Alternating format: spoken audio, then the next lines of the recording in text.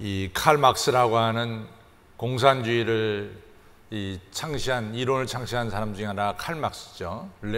레닌하고. 근데 칼 막스가 무슨 얘기를 했냐면은 종교는 뭐냐? 종교는 아편이다 이렇게 얘기를 했어요. 그러니까 쉽게 말하면 막 머리가 아픈데 그 머리 아픈 사람에게 아픔만 잠시 잊게 해주는 이 진통제에 불과한 것이 바로 종교다, 이런 이야기를 했습니다. 그런데 사실은 여러분 아시다시피 성경은 뭘 말씀하냐면은 예수님께서 분명히 말씀하시기를 주여 주여 하는 자마다 천국에 들어가는 것이 아니라 내 아버지의 뜻대로 행하는 자라에 들어간다. 그러니까 행함이 없는 믿음은 죽은 믿음이다, 이렇게 말씀하시면서 단순하게 머리가 아파가지고 진통제를 주는 것이 종교가 아니라, 종교는 예수 그리스도는 자신의 몸을 우리에게 주시면서 우리를 이가 죄악에서 건지시고 죽음에서 살리신 분이 우리 예수님이십니다. 그래서 사실은 우리가 예수님을 믿는다는 것은 단지 우리의 생각만 바뀌는 것이 아니라 우리의 삶 전체를 바꿔놓는 것을 우리가 알 수 있습니다. 그래서 성경에 보면은 문둥병자가 예수님 만나서 문둥병이 고침받고, 배고픈 자가 예수님 만나서 배부르게 먹게 되고, 그리고 천한 자가 예수님 만나서 존귀한 자가 되는 이런 삶의 근본적인 변화가 바로 예수님을 통해서 일어나는 것을 우리가 성경에서 볼 수가 있습니다. 오늘 우리가 본 이 열왕기하 4장을 보면은 네 가지 하나님의 선물이 나와요. 그 네 가지 선물을 우리가 좀 생각하면서 우리 어머니 기도회가 얼마나 소중한가 하는 것을 한번 좀 살펴보려고 합니다. 예전에는 이 유명한 선지자들 밑에 선지자들 밑에 배우는 이 학생들이 있었어요. 그래서 엘리사는 누구 밑에 있었냐면은 엘리야의 학생 중에 한 명이었습니다. 그래서 우리가 아시다시피 엘리야가 하늘나라 가기 전에 엘리사 제자가 끝까지 엘리야를 따라다니면서 선생님에게 있었던 영역을 저에게 배나 더해 주십시오라고 부탁하는 게 나와요. 이처럼 이 선지자 밑에는 선지자 밑에서 배우는 학생들이 꽤 있었어요. 그래서 엘리사 밑에도 이 갈멜에서 이제 공부하는 신학생들이 있었고, 또 길갈에서 공부하는 신학생들이 있었습니다. 근데 이제 엘리사 밑에 신학생들 중에 열심히 공부하는데 그 신학생이 갑작스럽게 병으로 죽었어요. 병으로 죽었는데 이 과부가 부인하고 아들 둘이 남았습니다. 근데 이제 문제는 뭐냐면 이 신학생이 죽으면 죽은 것으로 끝나면 좋은데 빚을 잔뜩 지고 죽었단 말이에요. 빚을. 그러니까 이제 그 돈을 빌려준 사람들이 이 과부에게 찾아왔어요. 찾아와가지고 당신 남편이 이같이 빚 지고 죽었으니까 빚을 갚으라. 근데 과부가 무슨 돈이 있어서 빚을 갚아요? 근데 돈 없다. 아시다시피 남편이 빈털터리로 죽었는데 내가 그 빚을 어떻게 갚냐, 이렇게 된 거죠.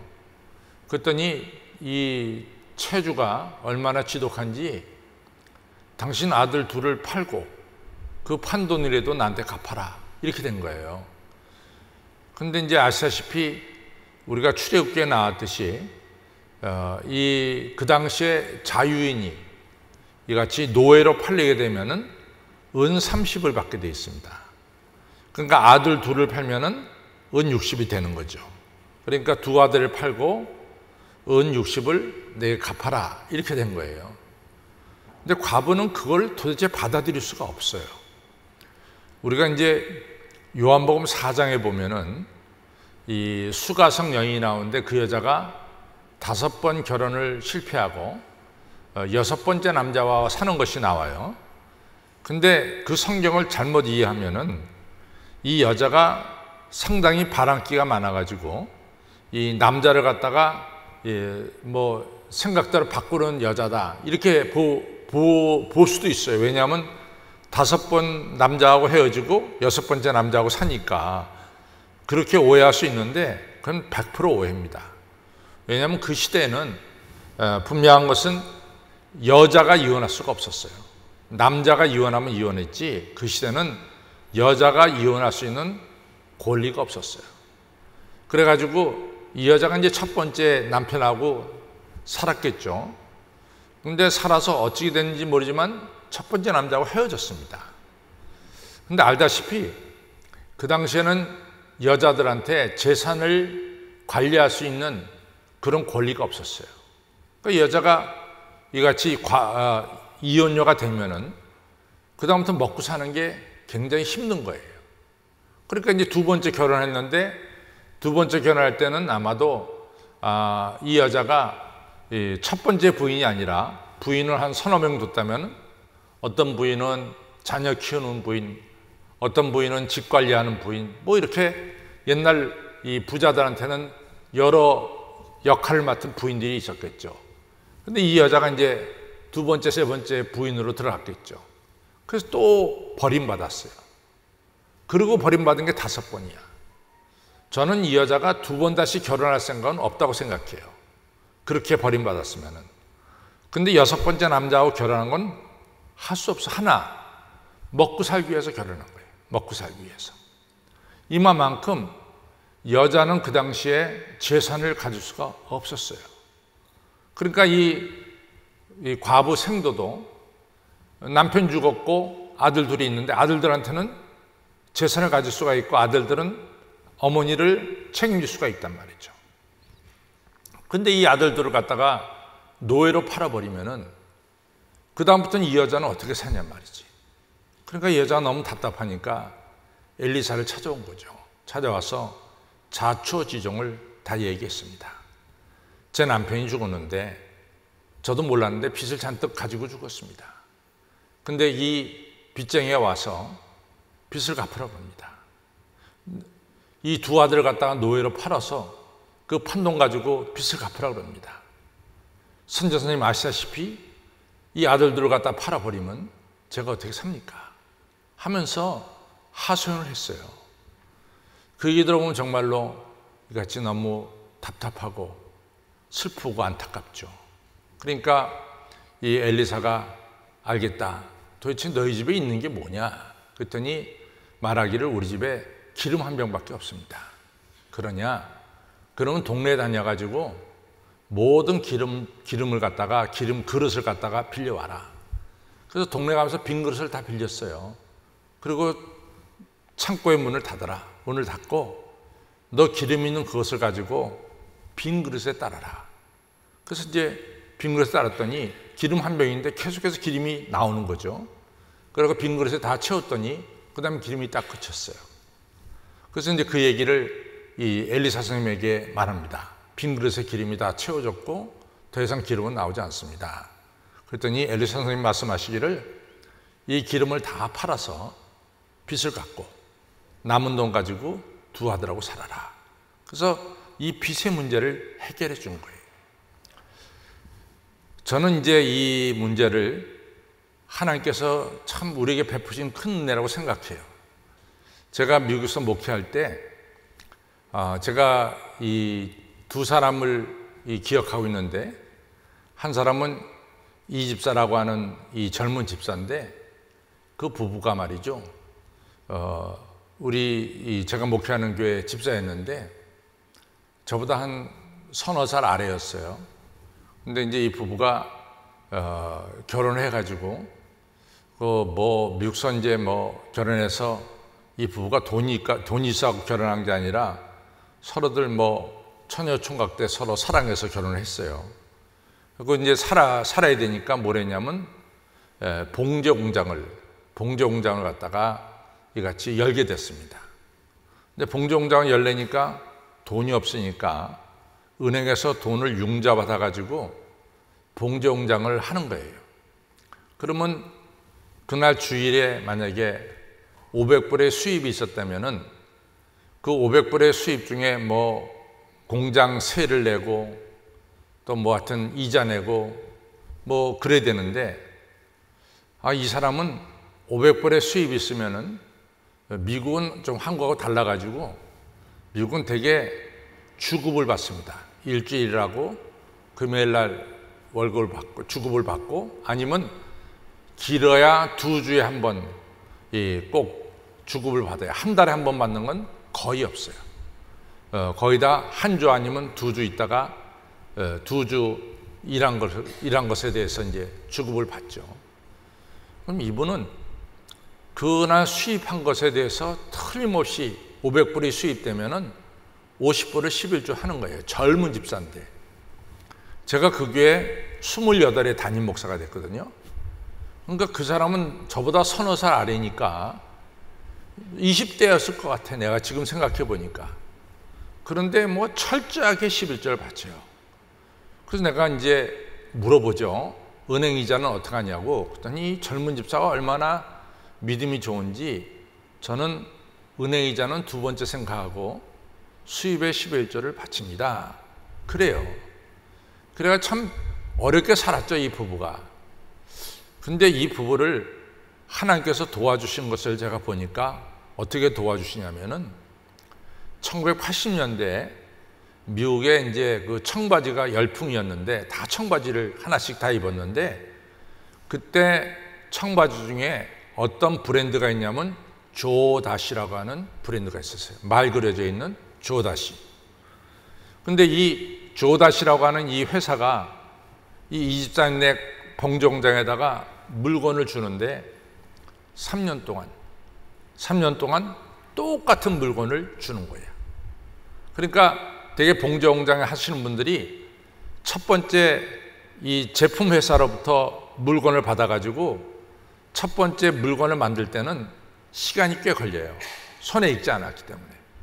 근데 이걸 갖다가 똑같은 물건을 1년, 2년 막 이렇게 주면은 이게 능률이 붙어. 그래서 전에는 1시간에 뭐 5장 만들던 것이 1시간에 10장, 15장, 20장을 만드는 거야. 똑같은 물건이니까. 뭐 눈 감고도 하는 거지.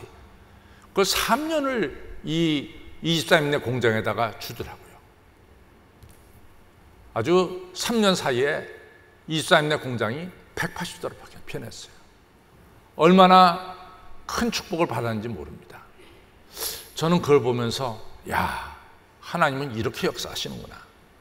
되게 3년 똑같이 주는 법이 없는데 이 3년 똑같이 주는 거예요. 그래가지고 이같이 이 23인내가 아주 안정되게 잘 살게 된 것을 제가 눈으로 봤습니다. 또 하나는 뭐냐면은 박성재 집사라고 있었는데, 이 박성재 집사가 한국에서 뭘 했냐면은 이 현대자동차가 회사에서 일했는데, 어떤 일을 했냐면, 예를 들어서 자동차의 베어링이 망가졌다, 몇 번 베어링이 망가졌다 그러면 그 자동차 부품 파는 데서 이분이 일했는데, 몇 번 베어링 망가졌다 그러면 창고에 들어가서 그 베어링 찾아다가 파는 분이었어요. 그러니까 현대자동차 부속에 대해서는 아주 지식이 많죠. 뭐가 있고 지식이 많아요. 근데 이분 어머니하고 형님이 먼저 이 미국으로 이민 왔단 말이죠. 그래가지고 가족 초청이 돼가지고 이 막내인데, 이 박성재 집사 부부가 이 로스앤젤레스 이민 왔어요. 부모님이 사니까. 부모님 우리 교회 다니니까 이 아들 부부가 우리 교회 다닌 거예요. 근데 한국에서는 현대자동차에서 일했기 때문에 이 수입이 확실하게 있었는데, 미국 오니까 수입이 있어야지.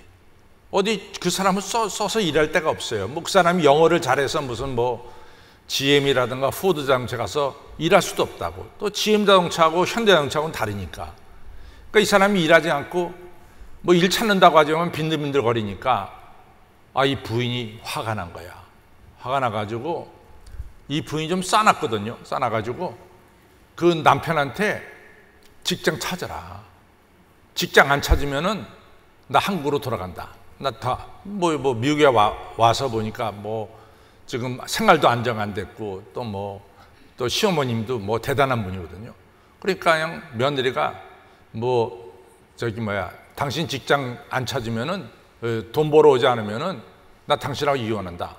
막 이래가지고 막 이 남자를 갖다가 그냥 막 그러니까 이 박성재 집사가 그 사람은 나보다 한 2살 어린 것 같아요. 날 찾아왔어요. 목사님, 집안 사정이 이렇습니다. 제가 일하지 않으면은 이같이 이 가정이 깨지게 생겼습니다. 그럼 목사님 저 일자리 좀 찾아주세요. 이렇게 이제 아주 부탁을 하더라고요. 근데 제가 들어보니까 정말 안 됐어. 남자가 미국에 와서 그렇게 쉽게 직장 찾을 수가 없는 거 아니야. 근데 마누라가 그냥 부인이 일 안 하면 너 당신하고 헤어진다 그러니까 이 남자가 이게 보통 어려운 게 아니에요. 그래서 죽을 상이 돼가지고 왔어요. 그래가지고 어떻게 그 직장 찾아줘야지. 그래가지고 이제 1980년대 되게 우리 교포 생활을 보면은 교포 1세들이 지금 2세, 3세들이 이제 다 미국서 태어나서 미국서 대학 나와가지고 다 미국 직장 애들 다니지만은 그 당시에 1세들은 되게 조그만 이 사업을 했어요. 무슨 마켓을 한다던가 세탁소를 한다던가 또는 봉제 공장을 한다던가 되게 이런 1세대들은 조그만 스몰 비즈니스를 했단 말이죠. 그러니까 이제 우리 교회 또 다른 이 박영남 집사님이라는 분이 뭘 했냐면은 이 봉제 공장을 했어요. 그래서 내가 그 박영남 집사님에 찾아가서 박사님, 이 새로운 박성재 집사라는 분이 교회에 있는데 이 사람 직장을 갖지 못하면 저 마누라가 한국으로 나간다 그러니 집사님 어떻게 하면 좋겠어요. 집사님 좀 써주십시오. 그랬더니 그 박영남 집사가 목사님 부탁하니까 그럼 오라 그러십시오. 그랬고 와가지고 뭘 했냐면 이 사람이 옷을 만들고 나면은 이 실 같은 게 붙어 있잖아요. 그래서 실 따는 거, 이 실 따는 걸 시켰다고. 가위 가지고 실 따는 거. 그건 이 박성재 집사가 현대장터에서 부품 팔다가 이제는 봉제공장에서 뭘 하겠냐면 실 따는 거야. 실 따는 거. 그런데 이제 봉제공장 같은 데 가보면은 이 봉제 기계가 막 500대, 200대, 500대 이렇게 돼요. 그 다음에 청바지를 만드는 이 공장은 특수한 기계가 있어요. 난 미국 가서 봤는데 이것은 대개 그 당시에 봉제 기계는 일제였습니다. 죽기라고 하는 기계하고 브라더라는 기계인데 이게 두 개 다 일본에서 만들었어요. 지금은 거의 다 한때는 우리 한국에서 만들고 한국은 이제 더 이상 안 만들고 중국에서 만든대요. 근데 그 당시에는 죽기 또는 이 브라더라고 하는 이 봉제 기계가 전부 다 일제였습니다. 그 특수기계가 있어요. 이게 청바지가 이게 천 이렇게 했으면 자동적으로 두 개가 탁 겹쳐지면서 이같이 두 개 선이 쫙 쳐지는, 그때 얘기는 스트레치라고 하는데 두 개가 동시에 스트레치로 쳐지고 끝에 가서는 칼로 딱 잘라지는 이런 특별한 기계로 청바지가 만들어지는 거예요. 그 다음에 이제 이 청바지 앞에 이제 단추를 끼는 그것도 특별한 기계가 청바지 천이 두꺼우니까 이걸 갖다 특별한 기계가 구멍을 뚫고 단추 끼고 그래요. 근데 그게 다 독일제라. 근데 이제 이 일본 머신이 망가지면은 이건 기술자를 부르는 거예요. 이 기술자를 불러가지고 기술자가 가서 그걸 갖다 고칩니다. 사실은 제가 살 때 1970년대하고 80년대 미국서 뭐 하나 고장나면은 사람 하나만 부르면 무조건 50불을 줘야 돼. 무조건 50불. 그 당시 50불이 큰 돈이에요. 그 당시 1970년대 말하고 80년대에 50불이 보통 큰 돈이 아니야. 1970년대 우리나라에서 달러가 우리나라가 부족하니까 이민을 가잖아요. 그럼 우리나라 정부가 한 사람당 300불만 가지고 나가겠어요. 300불. 그 당시에 서울의 집값이 얼마냐면 500만 원이었어요. 500만 원. 1970년대 그때 강남이 개발되기 전이야. 내가 도남동에 살았거든. 도남동에 우리 집이 500만 원 내지 600만 원이었어요. 그 당시 그랬다고. 그 당시엔 이 강남이 만들어지기도 전이야. 강북에만 있었는데. 그러니까 우리나라가 그 당시 그렇게 경제적으로 약했죠. 300불만 가지고 나가겠다고. 그런데 머신이 한번 고장나면 50불씩 줘야 돼. 무조건 50불이야. 그래서 이제 저도 이제 뭐 미국에서 사니까 웬만하면 제가 고쳐야 돼요. 그래서 제가 세탁기도 고치고 뭐 이런 다 고쳤어요. 왜냐하면 부르면 50불이니까. 그래서 이제 제가 이제 한일교회가 부를 때 내가 이제 미국에서 쓰던 짐을 가지고 나왔잖아요. 그 짐을 가지고 나오는데 이 하늘교회 사찰하고 그 기사들이 내 짐을 갖다 다 내렸단 말이에요. 내리는데 내 짐에 보면 뭐가 있었냐면 툴박스, 이 공구 박스가 있었어요. 그러니까 우리 사찰이 깜짝 놀라는 거야. 목사님이 왜 이제 툴박스가 있냐 이거지. 그 툴에는 지금은 여러분들 우리가 다 우리나라가 굉장히 발달돼서 모든 게 다 잘 돼 있지만 그 당시에 전동으로 드릴이 있어요. 탁 누르면 그냥 박히고 말이지.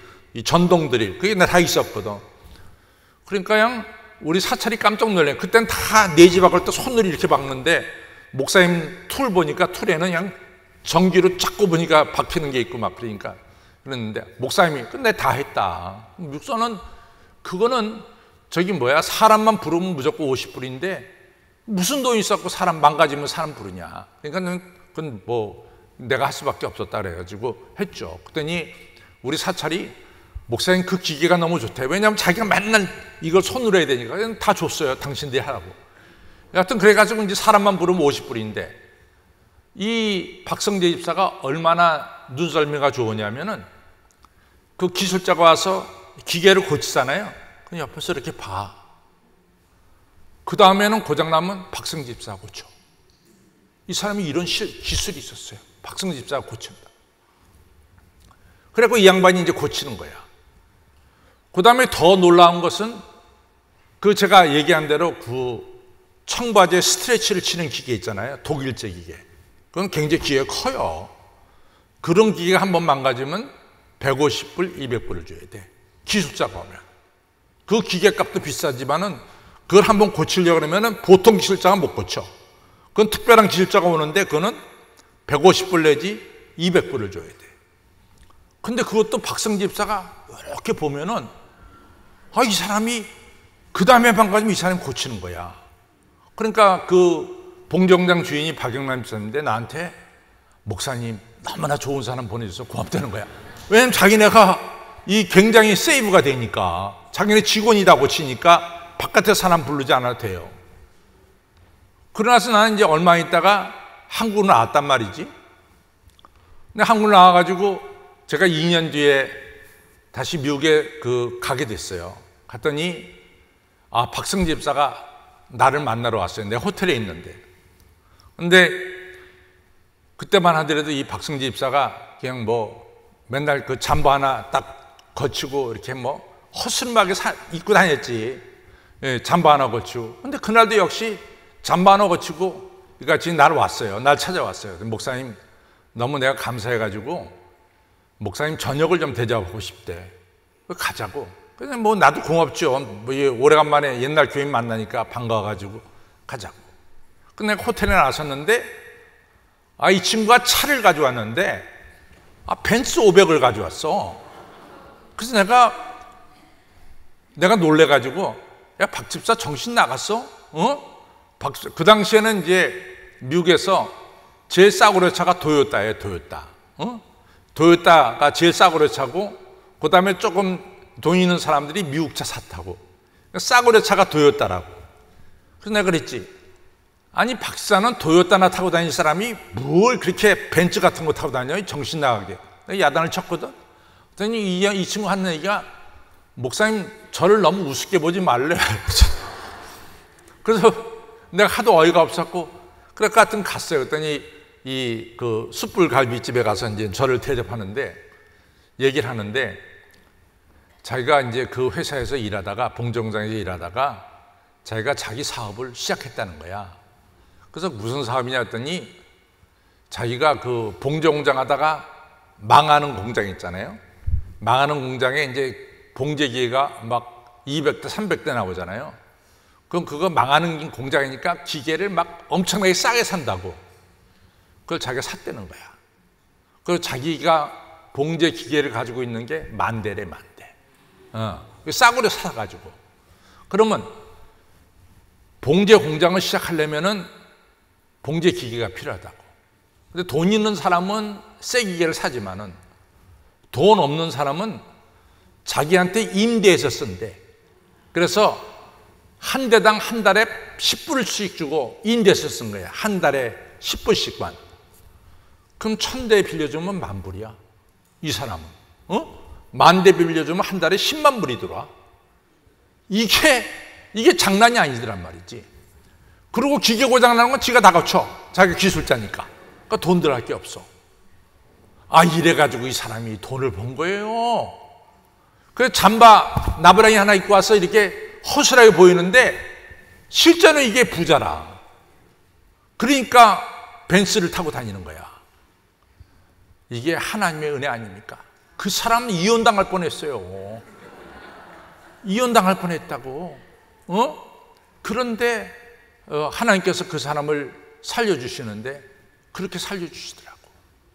여러분, 하나님께서는 우리의 물질적인 문제도 해결해 주시는 거야. 물질적인 문제도 해결해 주시는 거예요. 여러분들, 제가 1975년대에 이 브라질에 갔을 때요, 브라질 사람들이 한국 사람을 너무너무 깔봤어요. 못 사는 사람들이라고. 이 서양 사람들이 동양 사람들 깔보는 말 중에 하나가 시네스라는 말이 있어요. 시네스가 뭐냐면 차이니스를 갖다가 스페인시나 포르투갈 말로 시네스 그랬어요. 그거는 굉장히 깔보는 얘기예요. 우리 한국 사람 보고 시네스, 코리안을 모르니까 시네스 그랬다고. 그 깔봤어요. 근데 제가 이제 한식교회 오던 해가 2005년인데 한식교회 오기 착전에 제가 한일교회 있을 때인데 어떤 일이 있었냐면은 우리 교단이 이 브라질 장로교단하고 선교 협력을 맺게 됐어요. 그러니까 총회가 나한테, 내가 브라질에서 살았으니까 총회가 나한테 강 목사님이 좀 우리 교단이 5대양 6대주하고 다 연결이 됐는데 유일하게 남미하고는 연결된 교회가 하나도 없다는 거지. 그러니까 그 남미의 브라질이 제일 크니까 브라질 장로교단하고 우리 기장하고 서로 선교 협력을 맺을 수 있도록 목사님이 좀 수고해 주십시오 그래요. 근데 내가 브라질 장로교 신학대학을 나왔으니까 제가 거기다 얘기하니까 좋다고. 그래서 제가 브라질에 2005년도에 가게 됐어요. 근데 브라질의 공항이 과룰요스라는 데 공항이 있는데 제가 깜짝 놀랐습니다. 공항에 나오자마자 이 삼성 핸드폰이 있잖아요. 그 핸드폰이 탁 손에 걸려 있는 게 공항 이 광장에 딱 있어요. 그래가지고 제가 브라질 사람들, 옛날 사람들 만나니까 이 브라질 사람들이 나한테 이 코리아노가 이 넘버원이라는 거야. 왜 그래요? 그랬더니 한국산 텔레비는 LG가 최고고, LG가. 핸드폰은 삼성이 최고라는 거야. 그러니까 벌써 브라질에서 LG 이 TV, 그 다음에 삼성 핸드폰이 브라질 사람들한테 퍼지기 시작한 거야. 써보니까 좋다는 거지. 그래가지고 얼마나 한국을 갖다가 이같이 좋게 여기는지 제가 글쎄 굉장히 감동을 받았어요. 제가 처음 브라질 가서 살 때는 코리안 하면 못 사는 사람의 대명사였는데 이제는 코리안 하면 기술 국가의 대명사가 됐어요. 우리가 그렇게 변했어. 이게 하나님의 은혜예요. 하나님의 은혜예요. 근데 하나님은 우리의 경제적인 문제도 해결해 주신 분이 하나님이세요. 경제적인 문제를 해결해 하나님이에요. 오늘 또 두 번째 선물은 뭐냐면은 아시다시피 이 엘리사가 살던 곳은 갈멜이에요. 갈멜산 있죠? 거기 살았다고. 그런데 갈멜산에는 도시가 없잖아요. 그러니까 가끔 도시에 나와야 될 거 아니야. 기도하러 삼각산에 올라갔지만은 가끔 뭐 종로에도 나와야 되고 광화문에도 나가야 되잖아. 시내 이 볼 일이 있으니까. 그러니까 엘리사가 수넴이란 동네에 나가야 된단 말이지. 근데 이제 우리가 이제 성경을 보면 알다시피 예전에는 이 머물러 지낼 곳이 참 적었어요. 지금은 어디 가나 호텔이 있고 어디 가나 우리가 머무를 수 있는 집이 있는데 그 옛날에는 머물 수 있는 집이 없었다고. 그래서 성경을 잘 보면은 칭찬받은 사람들이 어떤 사람들이냐면은 순회 전도자들한테 집을 제공한 사람들이에요. 그래서 사도 바울이 이 빌립보라는 곳에 갔잖아. 빌립보는 사도 바울이 사도행전 16장에 사실은 사도 바울은 에베소를 가려고 그랬어요. 두로아에서 에베소가 큰 도시니까. 근데 우리가 사도행전 16장에 보면 예수의 영이 하나님의 영이 허락지 아니하는지라 그랬어요. 그러니까 사도 바울이 에베소를 못 간 거야. 못 가고 있는데 마게도냐 사람이 꿈에 나타나더니 우리를 도와달라. 그래서 사도 바울이 이것이 하나님의 뜻인 줄 알고 갑작스럽게 전혀 준비 없이 갑작스럽게 간 것이 바로 유럽을 가게 된 거죠. 바다 건너서 네아폴리 지나서 빌립보, 마게도냐 지역에 빌립보를 가게 된 거죠. 아시아에만 있다가 유럽으로 넘어가게 된 거죠. 그러니까 빌립보 뭐 무작정하게 갔으니까 어디 머물 데가 없었단 말이지. 그래서 그냥 그 개천가에서 복음을 전하는데 마치 이 루디아라는 여자가 사도 바울의 복음을 듣고 감동을 받았어요. 그래갖고 사도 바울을 아주 부탁하죠. 우리 집에 와서 머무시라고. 그 사도 바울이 그렇지 않아도 갈 데가 없는데 너무 잘 됐잖아요. 그 사도 바울과 신라가 루디아 집에 와서 머물면서 거기서 복음을 전했어요. 그게 바로 루디아야. 성경에 그래서 루디아가 나오는 거예요. 여러분들 아굴라 브리스길라도 마찬가지입니다. 아굴라 브리스길라가 너무 유명한 부부죠. 근데 아굴라 브리스길라 부부가 고린도에서 살았어요. 근데 사도 바울이 고린도에 가니까 자기가 머물 집이 없잖아. 근데 사도 바울의 직업이 천막을 만드는 집이야. 천막을 만드는 직업이 있다고. 근데 아굴라 브리스길라가 똑같은 직업을 가졌어. 그래서 아굴라 브리스길라 집에 사도 바울이 머물게 된 거야. 거기서 바로 고린도 교회가 시작된 거예요. 그러니까 성경에 아굴라 브리스길라 부부가 나오는 거죠. 또한 여러분들 요한 3서에 보면은 이 사도 요한이 이 에베소에 있는 장로 가요를 축복합니다. 근데 가요라는 장로를 뭐라고 축복하냐면 내 영혼이 잘 되고 또 범사가 잘 되고 내 육신이 강건하기를 내가 바란다. 그래서 이걸 삼박자의 축복이라고 하잖아요. 영혼의 축복, 믿음의 축복, 사업의 축복, 육신의 축복. 그래서 순복음교회 조영기 목사님이 1960년대에 이 순복음교회를 시작하면서 1960년대 우리나라 가난했잖아요. 가난한 우리 한국 사람들 향해서 교회 오면은 우리 하나님이 이같이 물질의 축복도 주시고 또 믿음의 축복도 주시고 건강의 축복도 주신다. 그 이 삼박자의 축복 아니에요? 이래가지고 순복음교회가 구름대같이 사람들이 몰려들기 시작했습니다. 마찬가지로 이 가요에게 이런 축복했다고. 네 영혼이 잘된 같이 범사가 잘 되고 강건하기를 내가 간구한다. 그 다음에 두 번째로 칭찬한 게 뭐냐면은 네가 진리에 거한다 하니 네가 하나님 말씀대로 산다 하니 그보다 더 큰 기쁨 소식이 없다. 이러면서 두 번째로 요한 3서에서 이 가요를 축복합니다. 그 다음에 세 번째 축복이 있어요. 내가 정말 너한테 감사한 것은 네가 순회 전도자를 너희 집에 머물게 하고 또 순회 전도자들이 나가서 복음을 전할 때 네가 용돈까지 준 것에서 고맙게 생각한다. 너는 비록 바깥에 나가서 예수 믿으시오 라고 복음을 전하지 않았지만은 당신은 바깥에 나가서 복음을 전한 이 전도자하고 똑같은 상급을 하나님께로부터 받을 것이다. 이런 축복의 말씀을 요한 3서에서 하세요. 그러니까 이 가이오가 축복받은 것은 이 순회 전도자를 자기 집에서 머물게 하면서 나가서 전도하게끔 뒤에서 서포트한 거예요. 근데 오늘 이 수넴 여자가 똑같이 한 거야. 엘리사가 오니까 엘리사가 머물 데가 없잖아. 그러니까 엘리사가 머물 데가 없으니까 자기 집 담벼락에다가 방을 하나 만들었어요. 남편하고 얘기를 해서. 그래서 엘리사가 오면은 그 집에 머물고, 그리고 그 집에 머물면은 수넴 여인이 음식을 잘 대접했어요. 그러니까 엘리사가 너무 감사한 거야. 수넴의 도시에 가면 갈 데가 없었는데 수넴 여인이 자기 집에 머물게 하고 음식도 주니까 엘리사로 볼 땐 너무 감사한 거지. 그래가지고 이 엘리사가 이 자기 사환한테 시켜서 이 집에 필요한 게 뭐가 있냐?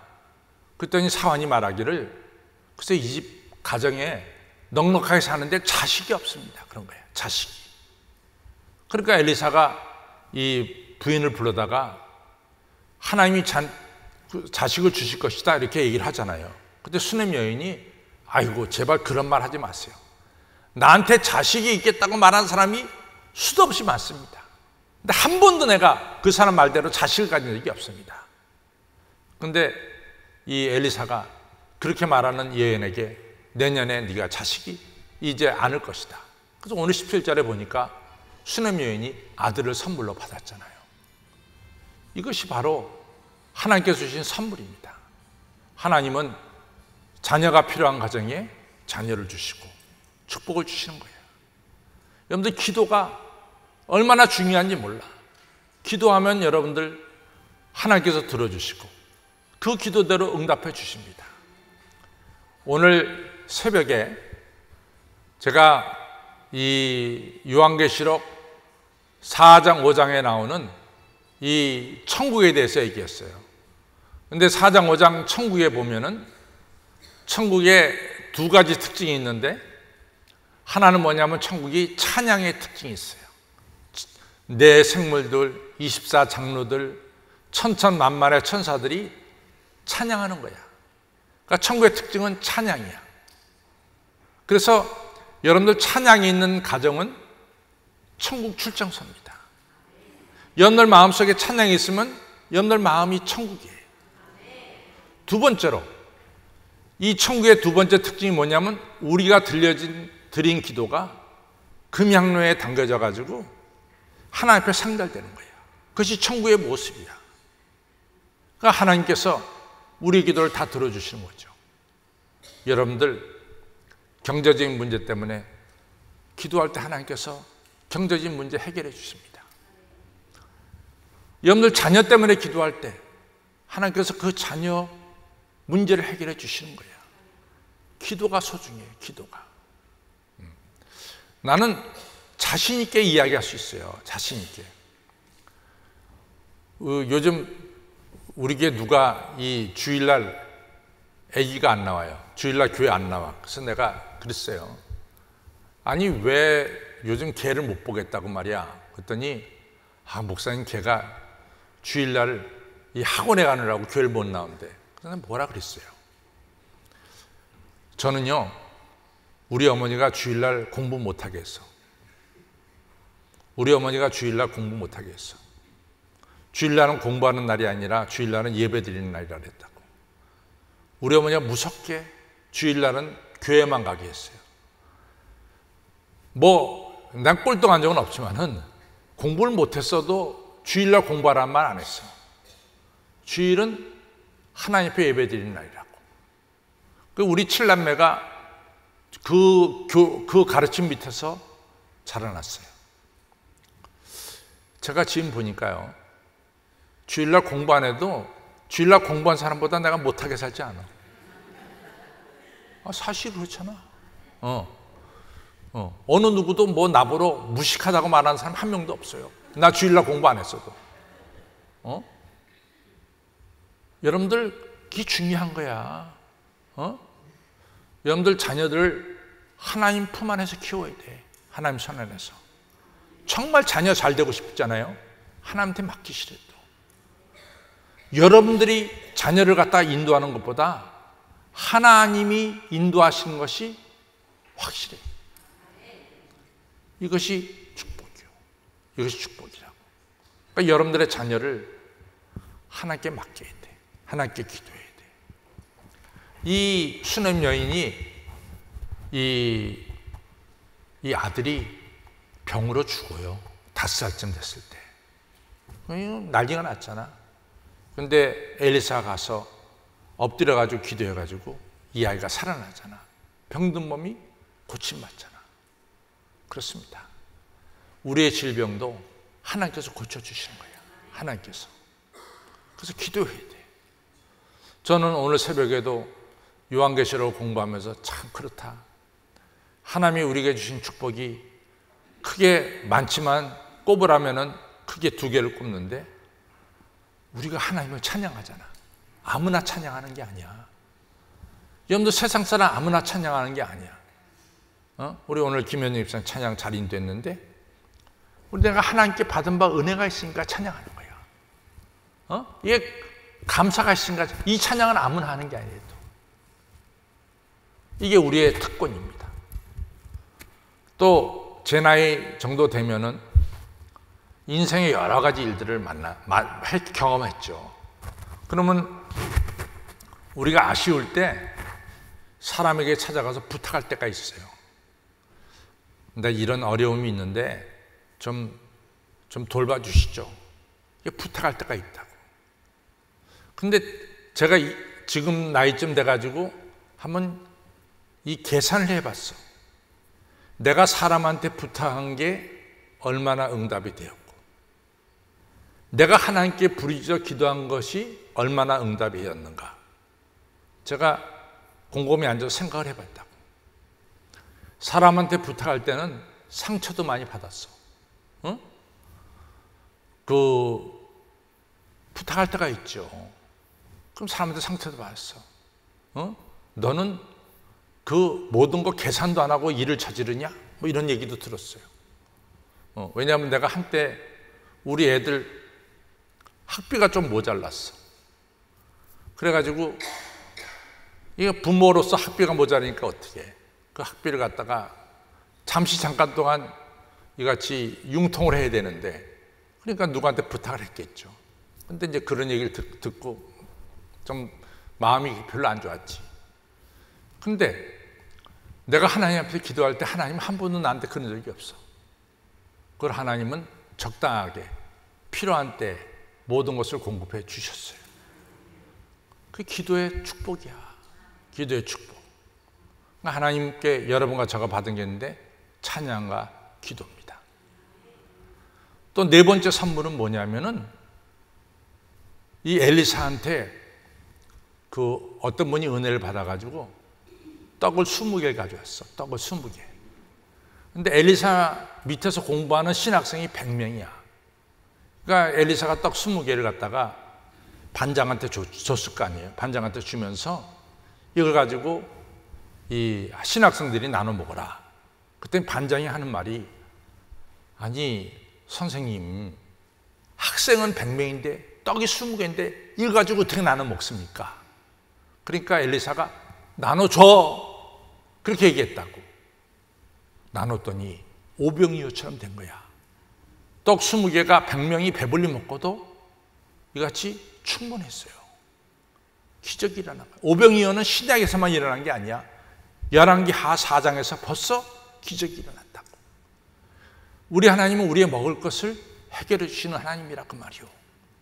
그래서 오늘 열왕기하 4장에는 4가지 선물이 있는데 첫째는 우리 하나님께 기도하면 빚의 문제를 해결해 주시고 우리 하나님께 기도하면 우리 자녀의 문제를 해결해 주시고 우리 하나님께 기도하면 우리의 병을 치료해 주시고 우리 하나님께 기도하면 먹을 것을 해결해 주신 4가지 선물이 열왕기하 4장 1절로부터 44절에 나오고 있습니다. 아무쪼록 어머니 기도를 통해서 찬양과 기도를 통해서 꼭 여러분들도 4가지 선물 이상의 선물을 하나님께 꼭 받으시기를 주님의 이름으로 축원합니다. 기도하겠습니다. 하나님 아버지 감사합니다. 오늘 어머니 기대 2019년도 2학기 첫날 열 때 아버지 하나님, 저희들이 찬양하고 기도합니다. 이 찬양과 기도가 얼마나 소중한지, 하나님이 우리에게 주신 축복입니다. 내가 받은 바가 내를 깨닫고 우리 하나님을 찬양한다는 것 얼마나 귀한 일인지 모릅니다. 찬양하는 것이 바로 천국이고, 천국의 특징이 찬양이라는 것을 성경을 통해서 배웁니다. 내 입술에 찬양이 계속돼서 내 마음이 천국이 되게 해주시고, 우리 가정에 찬양이 계속돼서 우리 가정이 천국 출장소가 되게 해주시고, 우리 교회가 찬양이 넘쳐서 아버지 하나님이여 하늘의 영광을 교회에서 볼 수 있도록 축복하여 주옵소서.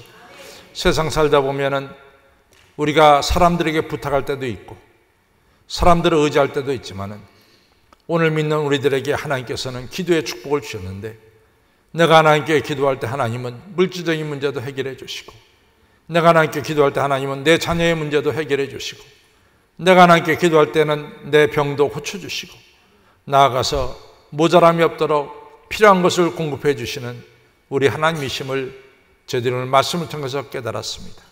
아무쪼록 어머니 기도를 통해서 우리 모든 분들이 이같이 기도의 힘을 얻고 기도의 이 영역을 얻을 수 있도록 주여 축복해 주시고, 어머니의 기도를 통해서 기적이 계속해서 일어나며 응답받는 역사가 계속해서 일어나도록 주여 축복하여 주시옵소서. 감사하며 예수님 이름으로 간절히 기도를 쌓옵나이다. 아멘.